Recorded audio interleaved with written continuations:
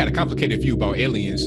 See, I'm not really sure if you're prepared for this answer. Me, I think that we're the aliens.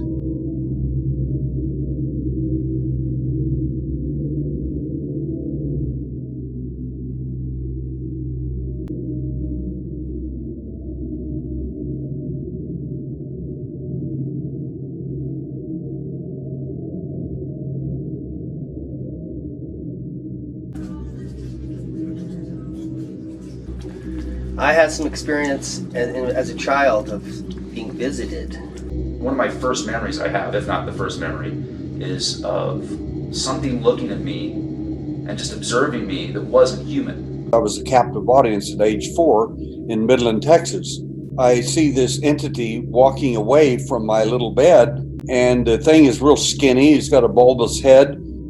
By some kind of a praying mantis-like being. Something was looking at me and observing me that was non-human. And I think it could have been insectoid-like, possibly.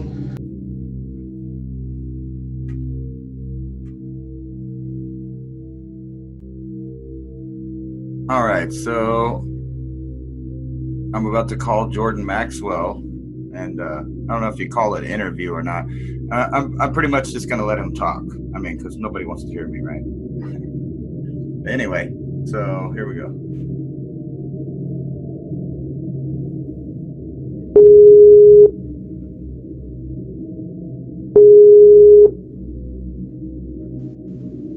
Hello.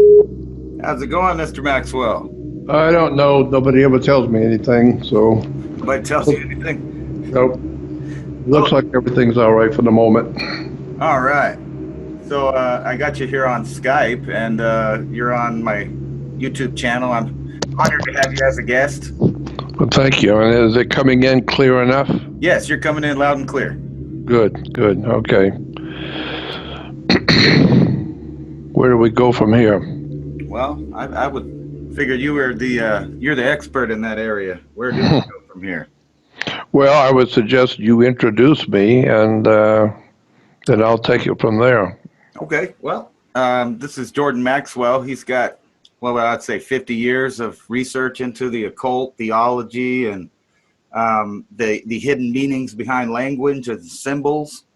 So yeah, I'm a small timer on that, but I'm so fascinated with trying to figure out what's what in the world that I figure you're the best person to talk to about that. Well, I thank you, and I've been doing this kind of speaking about these subjects as far back as 1959. That's actually 59 years ago.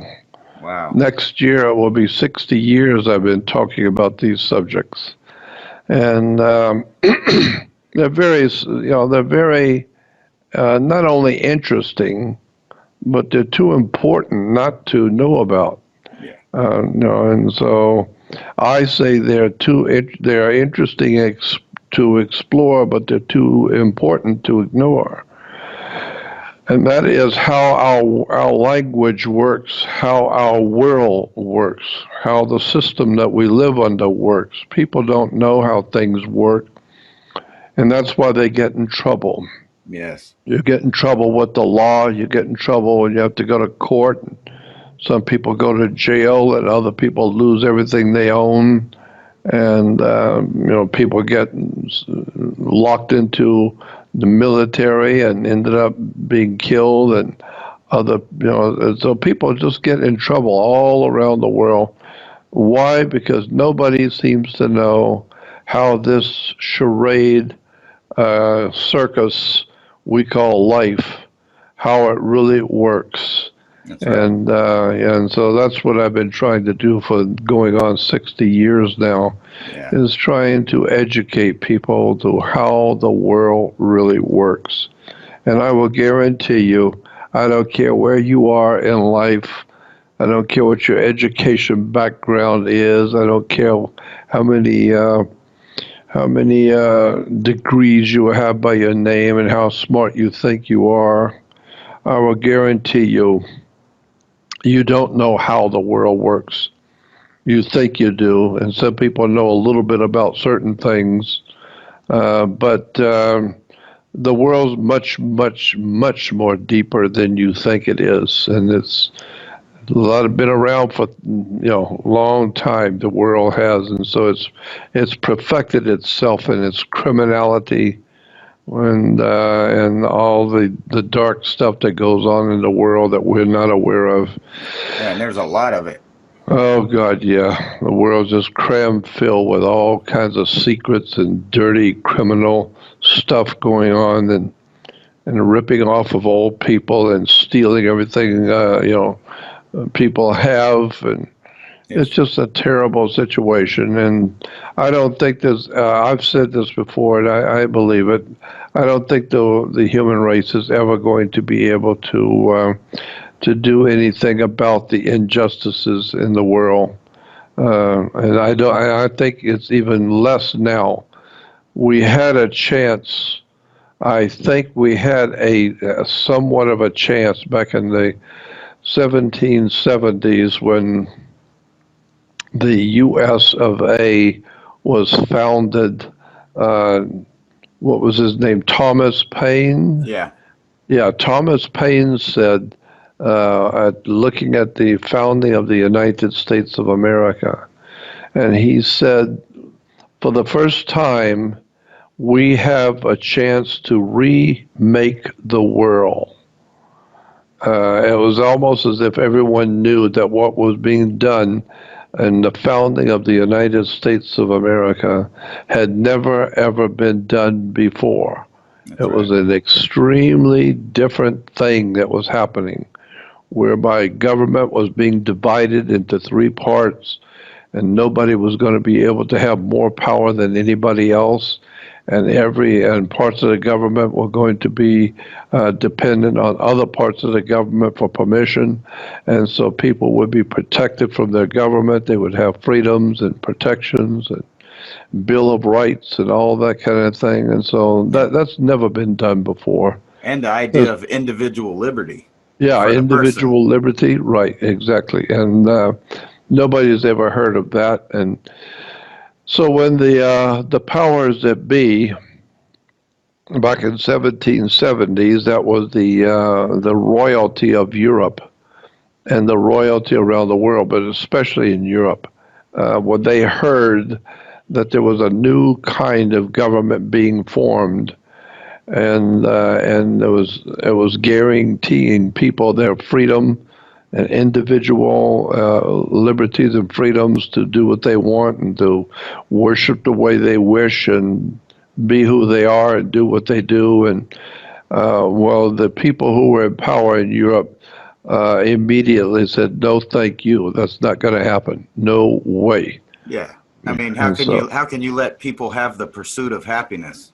Yeah, well, they want to make damn sure that there is no happiness and you don't pursue nothing. You need to sit down and shut up and drink your beer and watch TV. That's right.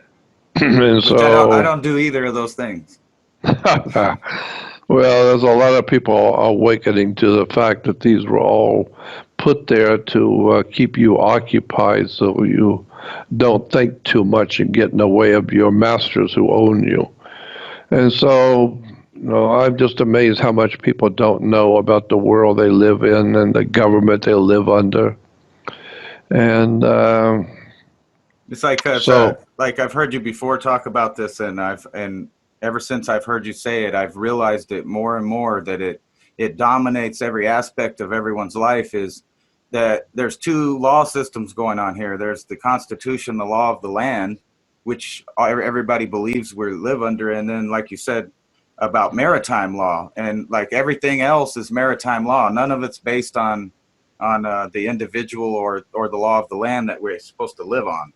That's right. That's right. That's why when you go to a courtroom, that's where you see it mostly. That's where you can really see it is in a courtroom, but people don't know what I'm talking about. But in the courtroom, you see the law of the land hitting and confronting the law of the sea. You see, it's thousands of years ago, even before the Roman Empire existed. We're talking about back in the ancient Grecian Empire, before Rome even existed. There was already the idea being expressed in governments of Europe, that in Asia also, that there were two kinds of law on the earth, because there are only two things on the earth. There's land and water. That's right. That's it. There's land or water. And so it was decided thousands of years ago. We weren't told this, but it was decided thousands of years ago that there should be two kinds of law. One should be a law that applies to land, and one should be a law that applies to the sea. And so today we still have something we refer to as the law of the land. And so you've heard that term in school, and from now, once in a while you'll hear that term again, the law of the land. Yeah, usually only with arguments about constitutionalities. Yeah, right. And so most people don't realize that. Why do you use that term, law of the land? Well, because if you understand law, there's a second law on the earth, the law of the sea, the law of water. Yeah. And so the law of the land is the law or the custom of the people that live on a particular spot of land. And so the custom of the people that live on a particular piece of land is referred to as the law of the land. Why? Because the ancient Romans in their law, one of the maxims of Roman law was the will of the people is the voice of God. Meaning that whatever the people in a particular area want and believe, and this is the way they live, and this is what they want, the Romans said, so be it. That's it. So whatever the people say they want and whatever the people say they believe, that's fine. That's the way it is then. And so if you're going to go visit there, well, then you better find out, what the law of the land is, because it's the law of the custom of the people that live in that particular kind of land. And so today, you can do things in, say, China you can't do in South Africa. You can do things in Russia you cannot do in the United States. You can do things in Australia you can't do in Panama. So every country has a different culture of people. And that culture of that people is the law of the land, the law of that land. That's right. And so when in Rome, do as the Romans do. So if you're going to go to another country, you don't act like you act in your own country. You're in a different country. You're in a different culture. So you learn what they do and what they eat and how they view things, and That's learn right. their laws, That's survival 101 is to know what the locals know. That's exactly right. So you are abiding by the law of the land. However, there is a far more important law on the earth that makes the earth work. It's called the law of the sea, the law of water. And that is what we call the money. It's called the law of the sea. The law of water is banking law. That's why we say things like money goes through your hands like water. I've heard that for years. Yeah, well, money goes through your hands like water. No, actually, money is water. Money is considered to be the liquid asset. That's right, currency. It's the cash. Yeah, it's the cash flow. And so it's water. And so money does go through your hands like water, because money is considered by international law to be water. And it's a flow. And this is why you put your money into banks. Why? Because you have a river bank.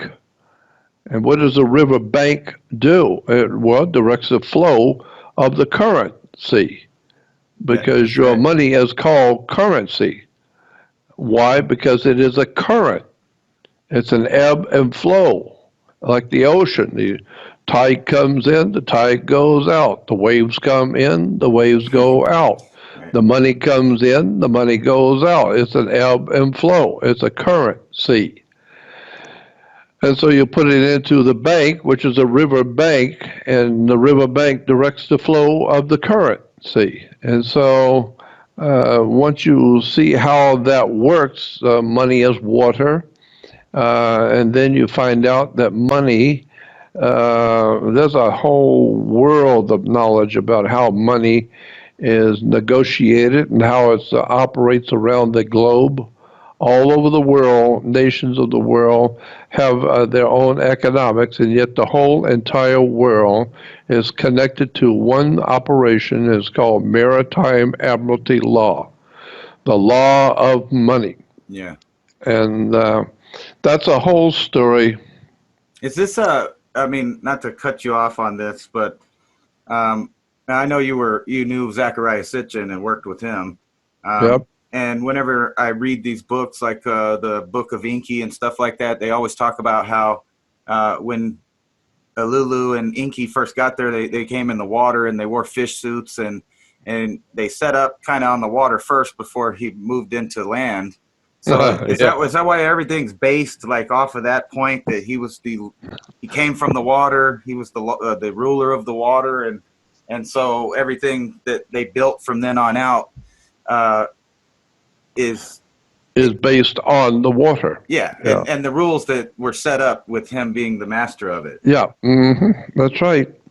And since your body is over 76% water, you are considered by law, under international law, a man or woman, a human being, is considered by law to be a maritime product.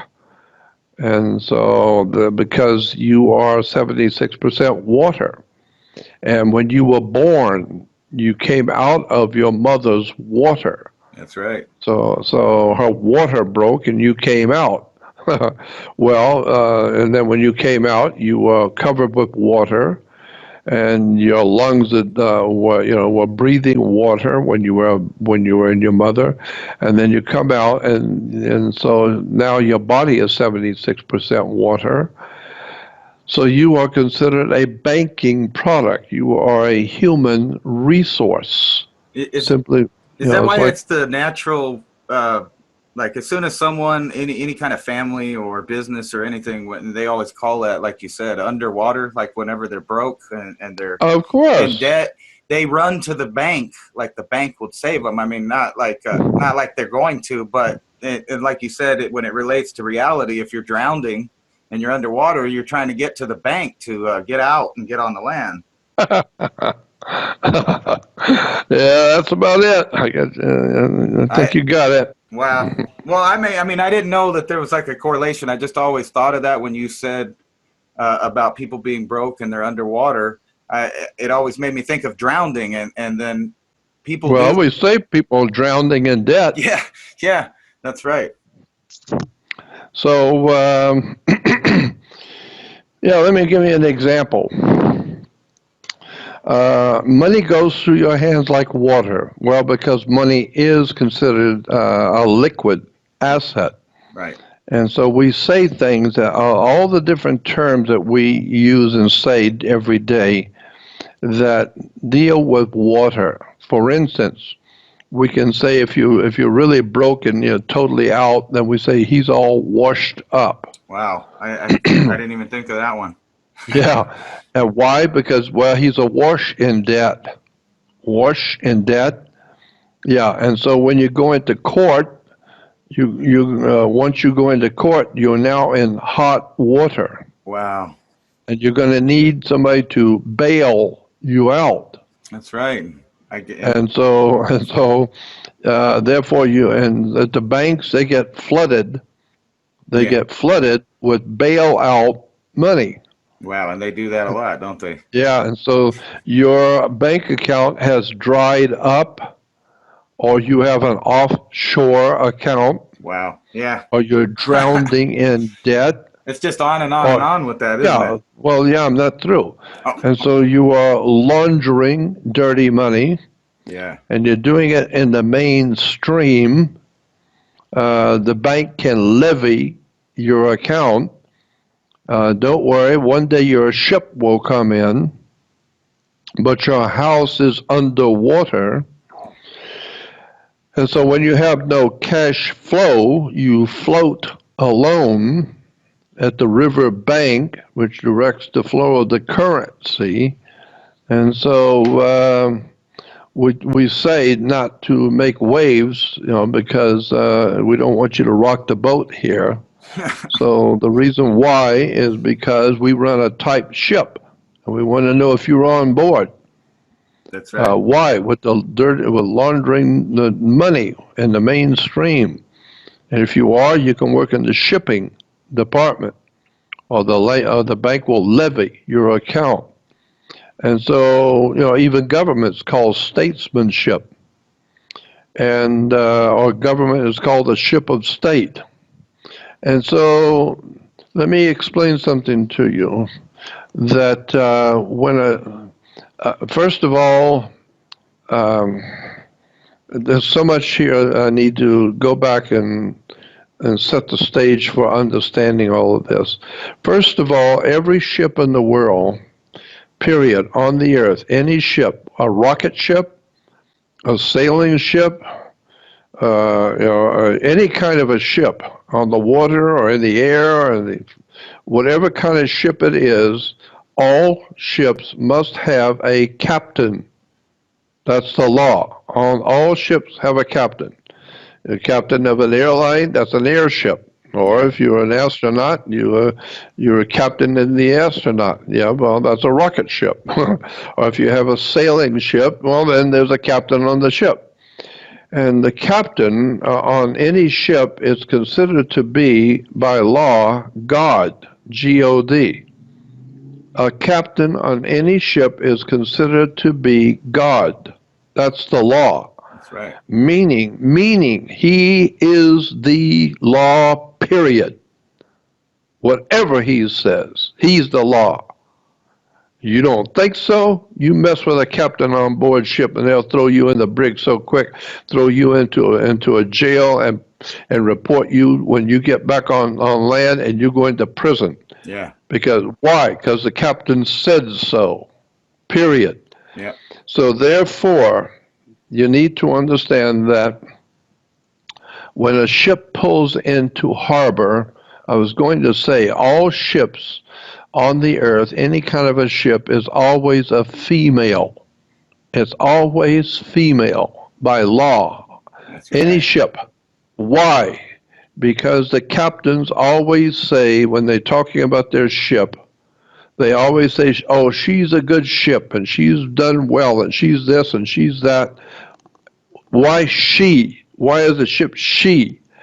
It's because the ship delivers the product. An airship, an airliner is called an airship. It's delivering a product. Yeah. What is the product? It's you. You are the product. And so the shipping company is making money by shipping you.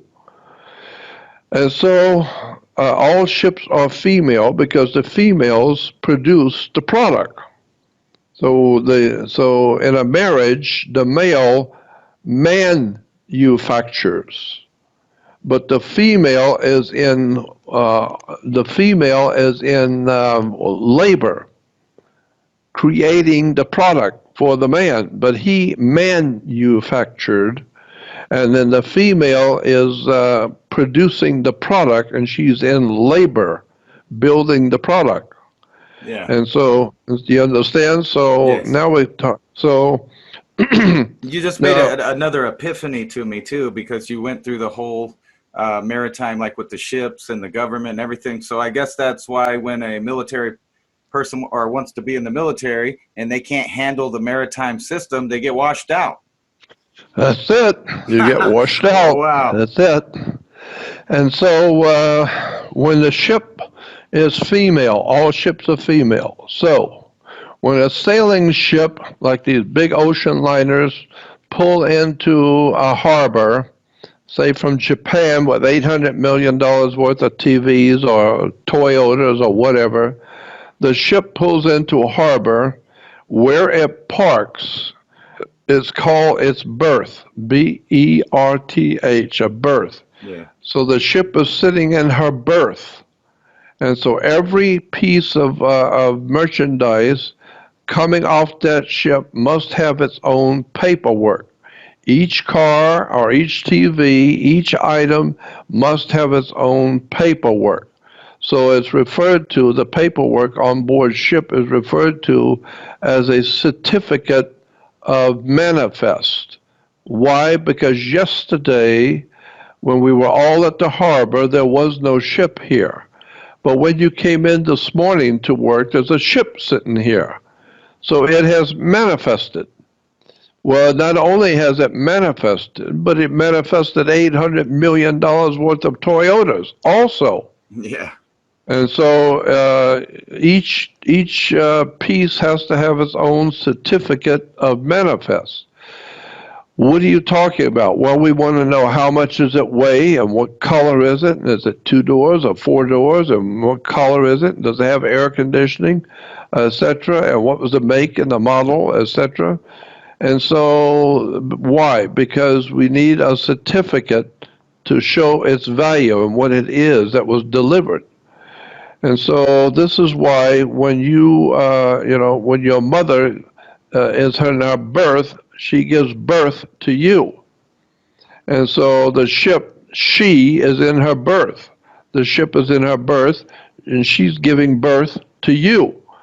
And when you come out, you have to have a certificate, so it's called a birth certificate. And so when you get a birth certificate, it tells us, what are you, a Ford or a Chrysler or a television or what? No, you're a man. You've got 2 eyes, yeah. Do you have 2 legs? Yep, okay. And what color is he? He's black or he's brown. And who makes him? China or Japan or wherever. So that we now know what we've just added to the business of this world. We now know there's a new Japanese man and 2 black girls and 1 guy from China. And so that's the way they keep track on your birth certificate, because you are a maritime admiralty product and you came in on your mother's birth. And so your birth certificate has to be signed by the dock, because that's where the ship is sitting. It's at the dock. So the dock signs your birth certificate, and now you are a maritime admiralty product or a human resource. You're not a man or a woman. You're just here to make money, and the government's going to make money off of you. Corporations are going to make money off of you. Yeah. You might even possibly make a few dollars yourself, but you are a business. And this is what people do not understand. If you're a man or a woman or a child, by law, you are considered to be a corporation. You are a business. And your wife or your girlfriend is also a business. She is a corporation. Just like General Electric and General Motors and Ford Motor Company, your body, as a man, you are a corporation. And so that's why you, as a corporation, if you're going to get married, then she's a corporation. So now one corporation is going to do business with another corporation. So when I see you coming out of a restaurant, say 2 o'clock in the morning with some girl, and the next day I say to you, you know, that girl I saw you with last night, yeah, she is bad company. And you say to me, mind your own business. Business? Company? Yeah, and then I find out you're going to get married and she's going to be your partner. Yeah. What are we talking about? Partner and business and company? And so therefore you are a corporation. And therefore one corporation is going to do some business, and thank God what you're going to do is none of my business. Right. And what I'm doing, it ain't none of your business. Is that why it's so important? Is that why there's such a big thing about listing the father on the birth certificate, because he's the manufacturer, like you said? That's right. That's exactly right. It has to do with where did it come from? Well, it came from your father. Oh, really? Was that German or Italian or what? And so, because why? Because you are a product. And so, if we're going to sell you later because you are a human resource, well, maybe who we're going to sell you to, they don't like Germans. Yeah. They wanted an African. Okay, well then find a resource that's got an African manufacturer. That's the way it works. So anyway, and so now you understand why you have to have a marriage license. You have to have a marriage license because you're doing business. It's called sex. If you go to the library or get a law dictionary and look up the word commerce. Commerce is business. Yeah. Well, look up the word commerce in a dictionary. Look it up what lawyers know. If you're going to talk about a word, find out what you're talking about.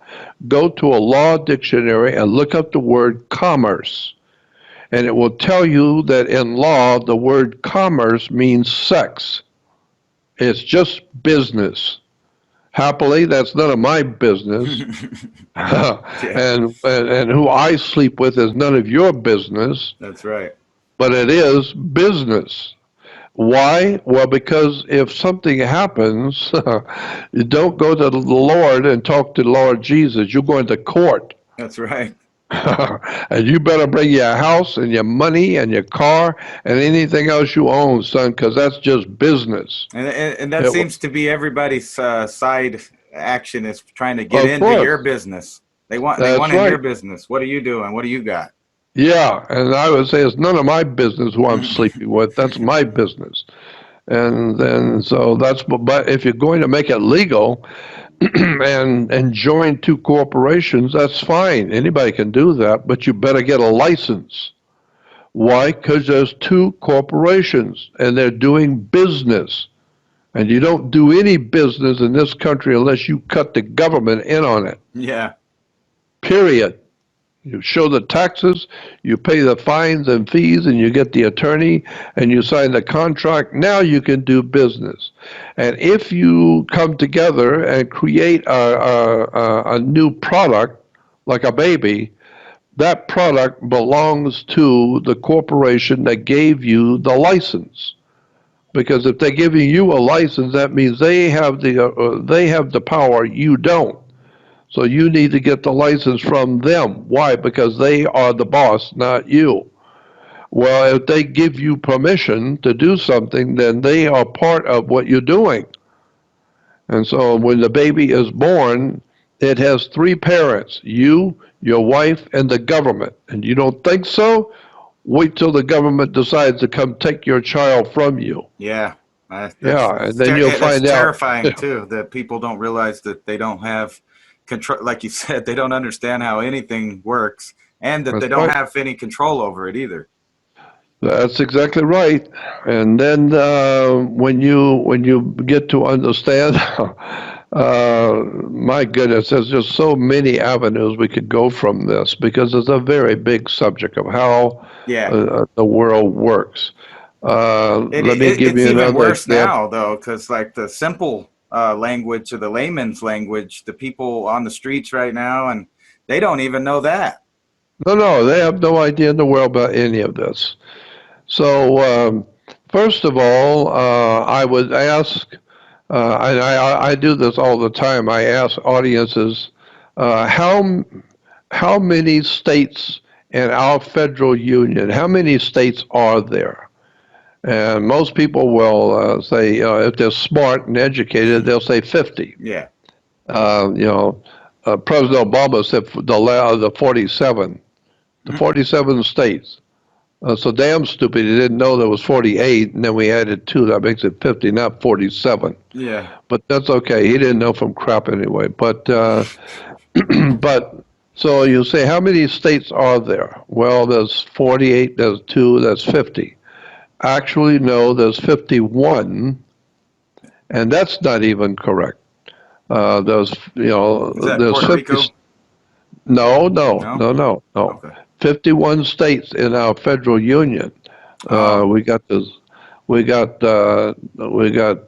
state of California, the state of Texas, the state of New York, and the state of Israel. That's right.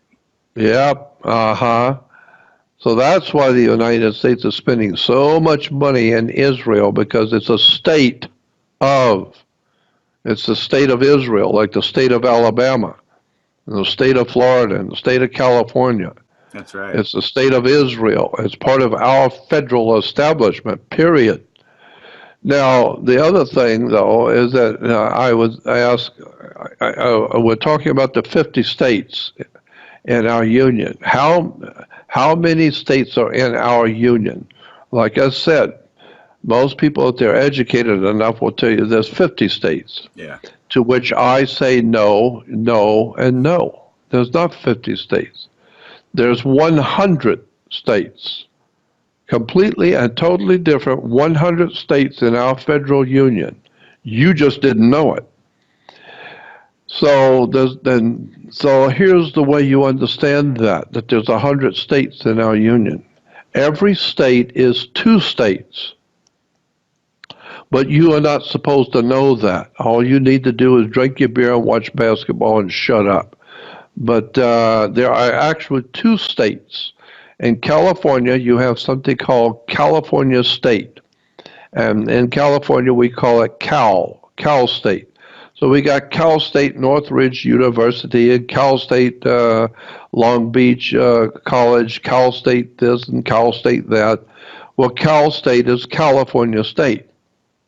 But you also have something called the state of California. Oh, that's different. California State is one thing, but state of California is totally different. So that's why you have to know what you're doing when you're dealing with government and state government. Are you dealing with the California state government, or are you dealing with the government of the state of California? Because they're not the same at all. Wow. California State, like Alabama State or New York State, or Kansas State. When you say the name of the state first, California State, California State is that property we call California, that division of property, that land, with its borders. That's called California State. But the state of California is the federal government operating inside of California. So you have a state government, but you also got federal laws here. You also have federal jurisdiction here. So you got 2 governments going here. You got the state government, and then you got the federal government. So the state government has the name of the state, like California State. The federal is called the state of California. So it's not California, but it is a state within the state. And so, people don't realize there are 2 states, so now we've got 100 states. Well, the same thing is true for you. There's 2 of you. There's the flesh and blood, the one that bleeds, the one that wakes up, the one that eats. The flesh and blood you is one thing. But there's 2 of you. By law, there is always 2 of you. There is a private you and a public you. The private you is your body, your personal, physical, blood and flesh body. And there is, and this is something you need to listen and understand, there is no law in this country or on the earth. There is no law that applies to you as a flesh and blood person. None. There is no law that applies to you. That's exactly why none of the state police agencies are respecting your body as being part of the 4th Amendment. Yeah, well, that's exactly right. But it has to do even bigger with the idea that your body is a private corporation. And of course, if one private corporation, which is Ford Motor Company, is going to do business with Eli Lilly Company, a glass company, well, that's their business, but you need to get a permit, you need to pay a license and fee and ask permission. And so the idea is that there's two of you. There's a private you and there's a public you. So if you owe me $5,000 and you don't pay me, I cannot, by law, I cannot come to your home and steal something from you that's worth $5,000 to get my money back. That you can't do that. Why? Because you're mixing apples and oranges. Because your private self, I have no control over whatsoever. I can't tell you who to sleep with, I can't tell you what to eat, and I can't tell you nothing. And so the private you is not in debt to me at all. It's the public you that's in debt to me. So I cannot come to your home. I cannot do anything to you and your home or your family if you owe me money. I can take you to court and deal with the government, bring the government into it and deal in court. But now that's public. Lots of people are going to be in the courtroom. And this is going, and whatever that happens is going to be on the record, and people can go back 20 years from now and look at what you did, or look at what I did, and they can see the case. It's a public record. So therefore, there's two of you. There's the public you, which I can deal with in court, but there's the private you I can't deal with. And so understanding that, then there are two kinds of law. There's the public and the private law. Now, how do you know which way I am dealing with you, public or private? Well, the way you tell that in law, the way I can tell if I was a lawyer and looking at a case that you're involved in, I can tell immediately how I'm going to deal with you, because I'm not going to be able to deal with you privately. It has nothing to do with private. But I would deal with you lawfully in public, okay? So how do you tell the difference between you and the public and you and the private? It's how you sign your name. If you sign your name with the first letter being capital and the rest lowercase, upper and lowercase, then upper and lowercase, that represents your flesh and blood body. That's your personal flesh and blood self. And your name is what starts with a capital letter, then lowercase, capital letter, and lowercase. I have no way at all to deal with a capital and lowercase name in a court. I cannot deal with it in court. That's your personal, private self. So the only way to know how to deal with you in the public is the way you spell your name. And so in the public, your name must be in all capital letters, period. Your driver's license, your insurance company, your gas card, your grocery bill, your house payment, car payment, I don't care what it is. If it's a piece of business of any kind, your name must be in all capital letters, period. End of sentence. That's so ironic. I mean, I've never heard that part before, but all of my aliases, as far as entertainment or whatever, like my channel and my name's on Twitter and Facebook, I always capitalize the whole thing if it's not my name. But like that's just a coincidence. But yeah, so my I guess stage name is all caps, but when I write my name as a person, I always upper and lowercase. Yes. I didn't even know that was a thing. Well, that's the correct way to do it by law. The actual correct way in law. If you're in court, and if you're in a federal court, and I'm suing you, and here on my lawsuit, I have your name right here in front of the judge on this lawsuit, and it's an upper and lower case, the judge will throw it out. You don't have a case. Get out of here. It's over.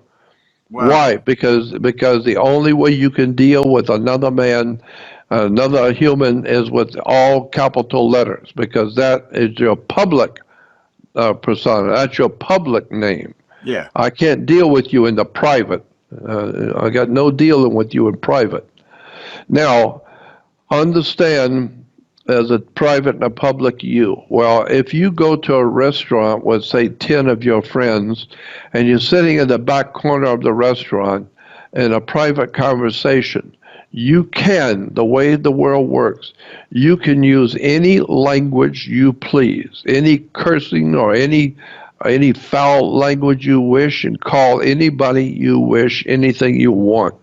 As long as your friends don't mind, you can say anything you want about anybody. I don't care what color, nationality, or what. Why? Because that's a private conversation between you and your friends. So what you say in private is nobody's business but you and your friends. Yeah. But if you go on radio or go out on the stage before a huge audience and start using those same terms and those same words and cursing, that's totally different. That's a whole different story. No longer is it private conversation. The government is empowered to protect the people.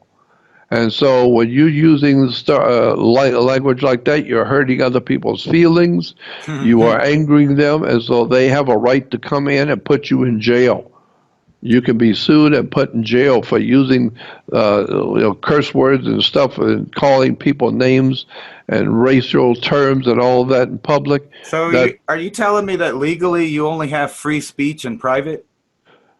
Yeah, you only have free speech in private. That's exactly right. You can say whatever you want in public as long as you watch your mouth, because if you say anything against somebody else or you call them by some derogatory term, then you can get in trouble.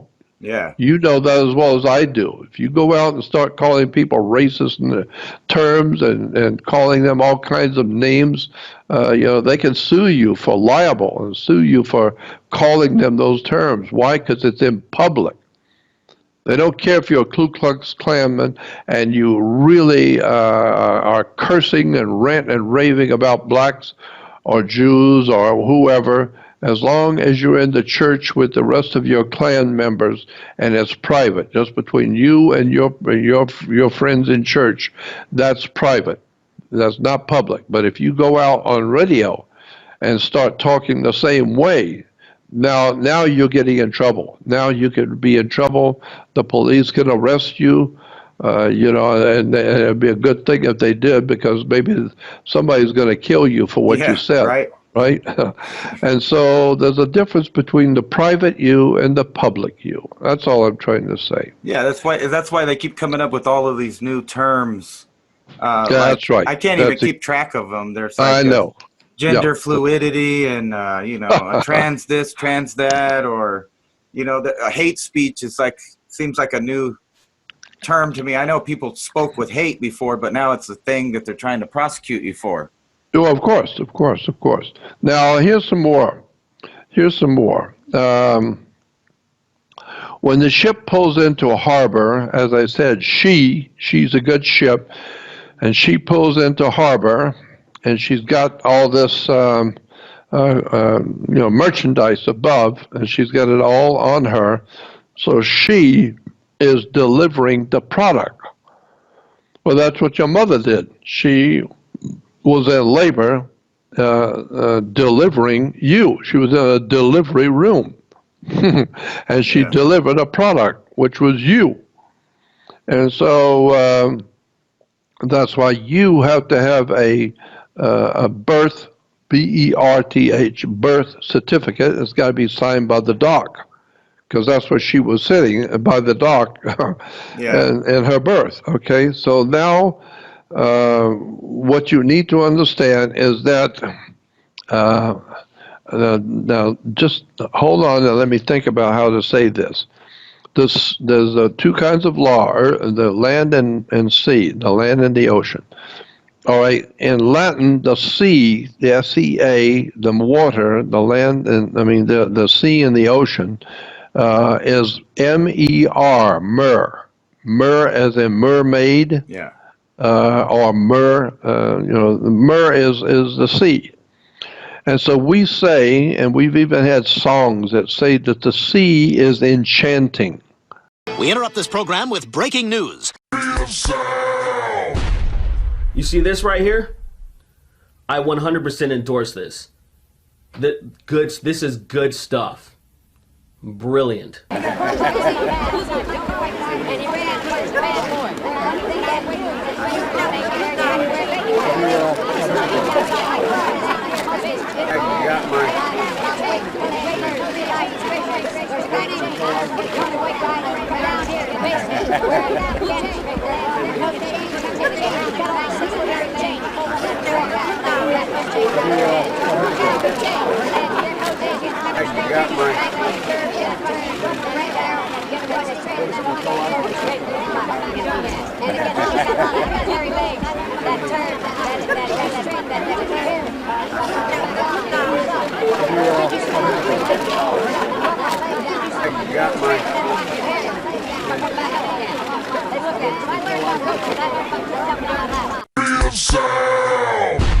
Fuck it! Guess I'll just close my eyes.